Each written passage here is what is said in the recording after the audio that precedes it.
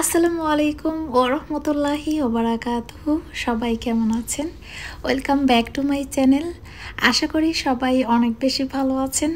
তো বরাবরের মতো আজকেও নতুন একটি রেসিপি নিয়ে হাজির হয়ে গেলাম আপনাদের মাঝে। তো আমার আজকের রেসিপিতে থাকছে ইয়াম্মি চিজ পিৎজা রেসিপি, খুব সহজ করে আর কম সময়ে কোনো রকম ঝামেলা ছাড়াই ঘরেই বানিয়ে নিতে পারবেন অনেক অল্প সময়ে ইজি করে। আশা করি রেসিপিটা সবার কাছে ভালো লাগবে আর সহজও লাগবে। তো প্রথমেই দিয়ে দিচ্ছি 1 কাপ ওয়ার্ম ওয়াটার মানে কুসুম গরম পানি। তারপর দিয়ে দিচ্ছি 2 টেবিল চামচ পাউডার মিল্ক। হাতের কাছে পাউডার মিল্ক যদি না থাকে তাহলে 1 কাপ কুসুম গরম লিকুইড মিল্ক দিলেও হবে। তারপর এখানে 2 চা চামচ দিয়ে দিলাম চিনি। চিনিটা দিলে বেকিং আইটেমগুলো খেতে অনেক বেশি টেস্টি হয়। তারপর চিনিটার সাথে সব কিছু ভালোভাবে মিশিয়ে নেব চিনিটা গলে যাওয়া পর্যন্ত। তারপর এখানে দিয়ে দিলাম 1 চা চামচ অ্যাক্টিভ ইস্ট। তারপর এখন দিয়ে দিলাম 2 টেবিল চামচ কুকিং অয়েল। আমরা যে রান্নায় রেগুলার তেলটা ইউজ করি সয়াবিন তেল, সেটাই 2 টেবিল চামচ দিয়ে দিলাম। তারপর দিয়ে দিলাম 2 কাপ অল পারপাস ফ্লাওয়ার মানে ময়দা। এরপর দিয়ে দিচ্ছি 1/2 চা চামচ অথবা টেস্ট অনুযায়ী লবণ। তারপর সব কিছু এখন ভালোভাবে মাখিয়ে নিব। একটু সময় ধরে মাখাতে হবে এই ডোটা, যেন সফট হয় আর অনেক বেশি মসৃণ হয়। সো ভিউয়ার্স, রেসিপিটা যদি ভালো লেগে থাকে তাহলে অবশ্যই আমার চ্যানেলটিকে সাবস্ক্রাইব করে আর রেসিপিটাকে শেয়ার করে দিবেন ফ্রেন্ডস আর ফ্যামিলির সাথে। তো দেখতেই পাচ্ছেন আমার ডোটা মাখিয়ে নেওয়া হয়ে গিয়েছে। এখন এর উপরে একটু তেল মাখিয়ে আমি ডোটাকে রেস্টে রেখে দিব যাতে উপর থেকে ড্রাই হয়ে না যায়।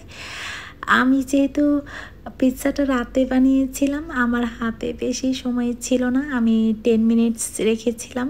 আপনাদের হাতে যদি সময় থাকে তাহলে ডোটাকে আরও বেশি রেস্টে রেখে দিবেন, 1/2 আওয়ারের মতো একটা গরম জায়গাতে ঢেকে রেখে দিবেন যাতে করে ডোটা ফুলে দ্বিগুণ হয়ে যায়, পাটিটা ভর্তি হয়ে যায়। আমার হাতে সময় ছিল না, আমি রাতে বানিয়েছি, এর জন্য 10 মিনিটস রেস্টে রেখেছিলাম।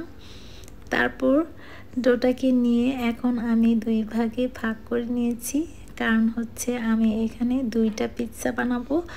আপনারা চাইলে একটাও বড় করে বানাতে পারেন, কিন্তু না, আমি মিডিয়াম সাইজের 2টা পিৎজা বানাবো। একটাকে রেখে দিলাম সাইডে ঢেকে, অবশ্যই ঢাকনা দিয়ে ঢেকে রাখবেন, তা না হলে ওপর থেকে ড্রাই হয়ে যাবে। এরপর এখন ডোটা থেকে বড় রাউন্ড শেপের একটা রুটি বানিয়ে নেব। আমরা তো সবাই জানি পিৎজার থিকনেসটা কীরকম হবে, এত বেশি পাতলাও না আবার অত বেশি ভারীও না। তো এটা আসলে বলে বোঝানো যাবে না, দেখে দেখেই শিখে নিতে হবে। বড় একটা একটু বেশি মোটা না, মানে মিডিয়াম সাইজের মোটা করে একটা বড় রুটি বানিয়ে নিব, কারণ এটা বেক করার পর আরও বেশি ফুলে উঠবে। এর জন্য একটু পরোটার চেয়ে একটু ভারী করে বানাতে হবে, আবার বেশি মোটা করা যাবে না, কারণ এটা বেক করার পর অনেক বেশি ফুলে উঠবে।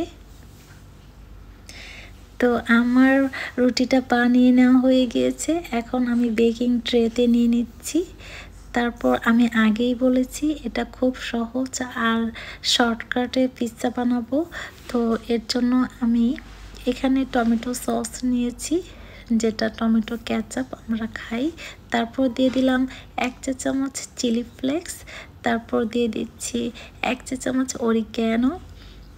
আমার যেহেতু গার্লিক ছিল না ঘরে, আপনাদের ঘরে যদি গার্লিক থাকে অবশ্যই গার্লিক, ক্র্যাশ গার্লিক মানে রসুন কুচি দিয়ে নেবেন 1 চা চামচ। তারপর এখানে আমি দিয়ে দিচ্ছি নিজের পছন্দ মতো চিজ। আমি এখানে 1 প্যাকেট চিজ নিয়েছি, আমি পুরোটাই দিয়ে দিব। আপনারা আপনাদের পছন্দ মতো কম বেশি করে বাড়িয়ে কমিয়ে নেবেন চিজটা, কারণ এই পিৎজাটা চিজ পিৎজা, এর জন্য চিজের পরিমাণটা একটু বেশি করে দিতে হবে, মোজারেলা চিজ। আমার পিৎজাটা রেডি হয়ে গিয়েছে বেক করার জন্য। তো এখানে আমি আগে থেকেই ওভেনটাকে প্রিহিট করে রেখেছিলাম 10 মিনিট আগে। তো এখন আমি এটাকে দিয়ে দিব 180 ডিগ্রি সেলসিয়াসে 20 মিনিটের জন্য বেক করব। আর আগে থেকে আমি 10 মিনিট, অবশ্যই ওভেনটাকে 10 মিনিট আগে থেকে প্রিহিট করে নেবেন। তো আমরা এখন 20 মিনিট ওয়েট করছি পিৎজাটা হয়ে যাওয়া পর্যন্ত। 20 মিনিট পরে আমার পিৎজাটা রেডি। আজ এই পর্যন্তই, দেখা হবে নতুন কোনো রেসিপি নিয়ে। আল্লাহ হাফেজ।